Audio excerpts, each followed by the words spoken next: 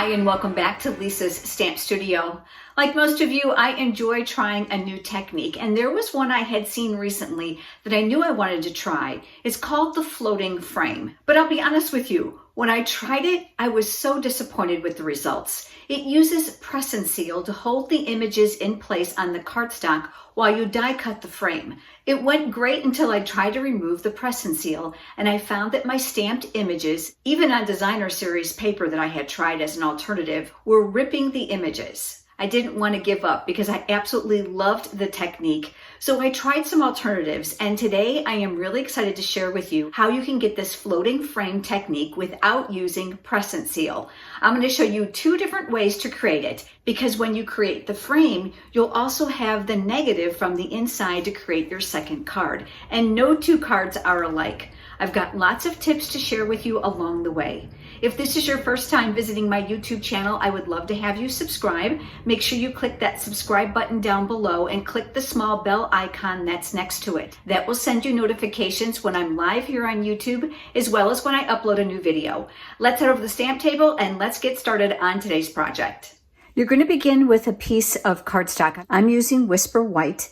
This measures 4 by 5 1/4. This is going to create the base of the floating frame. Now you can certainly stamp and die cut or even fussy cut with your scissors images that you're going to place around here. But I found a much quicker and easier way that provides just as beautiful results. This is the Christmas Time is Here designer series paper. Look at those gold accents, really beautiful. This designer series paper is double-sided, and unlike this piece, there are other pieces inside the package that can be used throughout the year, not just for Christmas. One of the things I absolutely love about this designer series paper is that it has a coordinating stamp set called Christmas Rose, and it also has coordinating dies. And these are the rose dies. I opted to use this larger rose here simply because of this. It fits inside the die.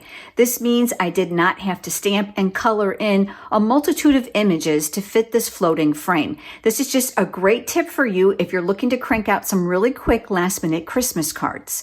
Now, Stampin' Up! Offers numerous stamp sets that have designer series paper coordinates with dies that will cut out the images. Just before you joined me, I went ahead and I die cut 3 of those from a single sheet of designer series paper. You're going to see here that they're very large, and I'm going to give you another tip about economizing this so that you can use more of these pieces on the exact same card.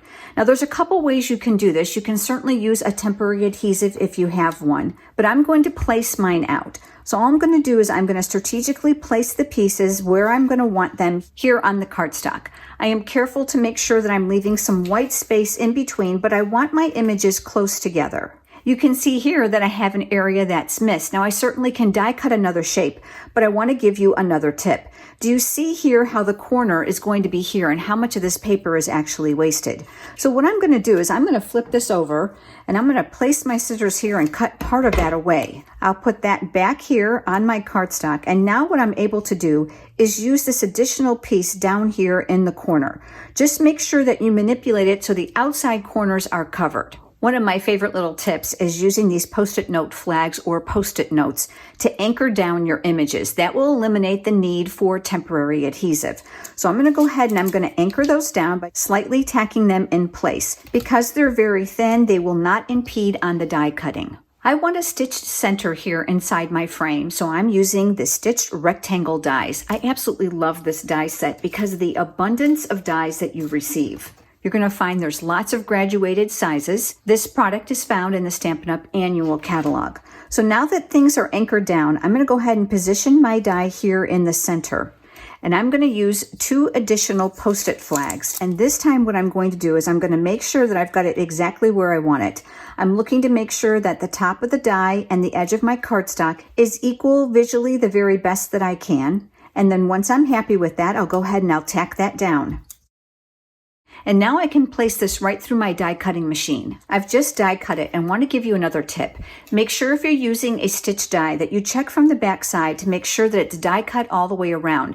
Because if it's not, now is the perfect time to put it back through the machine. We'll go ahead and remove those Post-it flags right now from the die itself, and then I'm just going to carefully dislodge this. Now I realize that the Post-it notes are mostly to the inside of the frame, so I'm going to kind of keep it here so I have a visual on where things are going to go. This negative negative inside is actually going to create an additional card, and we'll come back to that. I'm going to start down here, and what I'm going to do is I'm going to use dimensionals. You're going to need a sufficient number of dimensionals to attach this frame, so make sure that you have an ample supply nearby. I also like to use a combination of the full size and the mini dimensionals for those little smaller areas. But you can see here that we've got lots more cardstock that we're going to need, but we're going to go ahead and cut that away, and I'll give you a tip about that as well. So I'm going to place one here. Of course, I'm going to be working in the corner because that's going to be covered.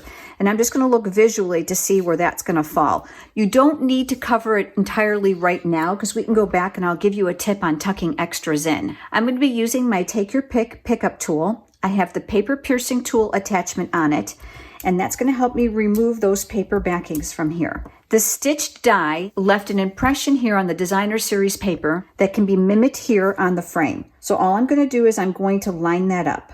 That's going to stick to the dimensionals. Now what I'm going to do is I'm going to work on the next corner, and then I'm going to repeat that process going all the way around.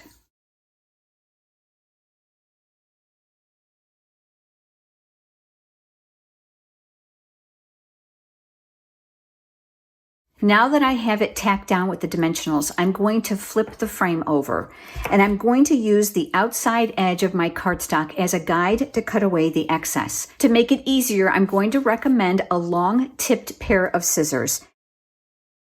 I'm going to go ahead and I'm going to cut along the edge all the way around.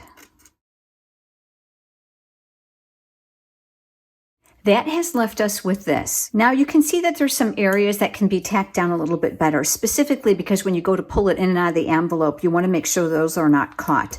So what I'm going to do is I'm going to just come around here and just look to see if there's any that need to be tacked down more. And I see that there are. So I'm going to go ahead and use my mini dimensionals. I'm going to remove the paper backing while it's right here on the platform. And then I'm going to pick up one of those. And what I'm going to do is just lightly lift that and tuck it up underneath. You don't want to bend the cardstock. You just want to slightly bow it. And anything that needs to be filled in now, I'll go ahead and do that.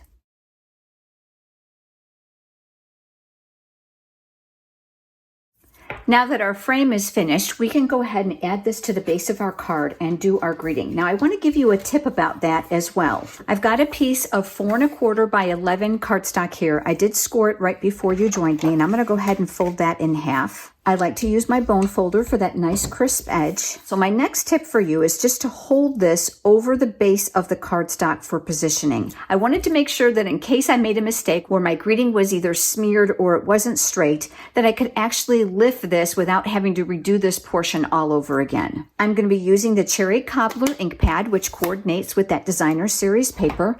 That's what I absolutely love about Stampin' Up! Products is the color coordination. And from that coordinating stamp set, I've pulled out the words Merry Christmas. I'll go ahead and now ink those up, and one last time I am going to hold this where I want it on the card base to get it as centered as I possibly can. Then I'll stamp.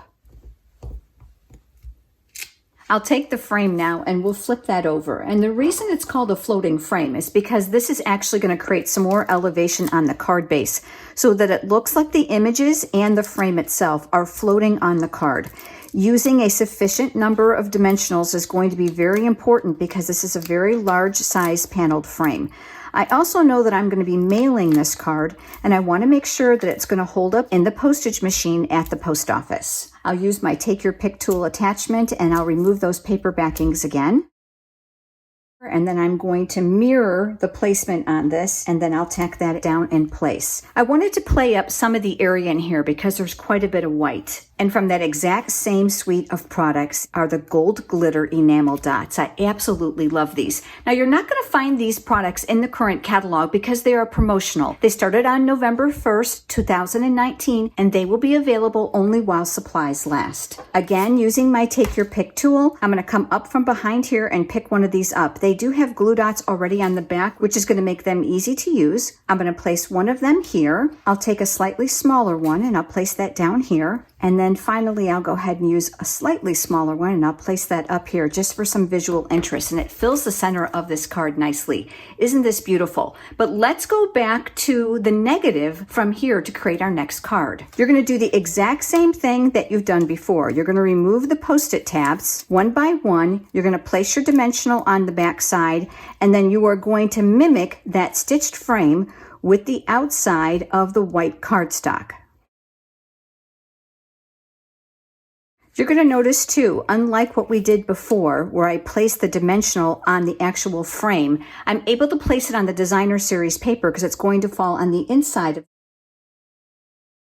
And you can see how small this piece is, but I wanted to use part of a mini dimensional to tack it down, so I can add that here. I have a separate piece of Whisper White cardstock, and this time I'm going to choose to add my greeting first so that I can manipulate that panel. I'm using a different greeting from that exact same stamp set, and I'll stamp that here in the center.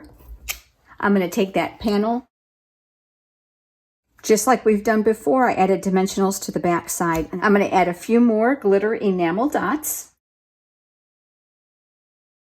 So we have our negative card and we have our frame card. I also mentioned I want to show you one other way. Just like we did before, I started with a panel of Whisper White cardstock. I used that exact same die and I die cut the frame that left me this. Now this way is a lot easier, but what you're going to do is you're going to lose the stitching that's going to be mimicked on the designer series paper. I've cut 3 others here, and what you can do is you can go ahead and add dimensionals to the back side and configure your card. Make sure that you're using the scraps to fill in the areas. Once the dimensionals are down, you can flip this over and cut the frame. Keep in mind though, you're going to have stitching on the inside of the frame if you've used a stitch die, which will not be mimicked on the designer series paper. The other option that you have is when you're cutting around the outside circumference, like we've done here, you can leave the inside with details that overlap into the greeting of your card. If you choose to, you can also come around from the inside and cut that away. Just do it from the back side. Here's the card we created together today and the negative that goes with it, and I have a few others for you that I created. Each of them is going to be slightly different depending on the placement of the flowers. This floating frame is lots of fun, and I've given you 2 options on how to achieve those results. If you don't already have a Stampin' Up! Demonstrator and you are interested in receiving complimentary copies of the current holiday or the annual catalog, head over to lisasstampstudio.com and click on Contact Me. Thank you so much for joining me today. I look forward to seeing you next time. Have a great day.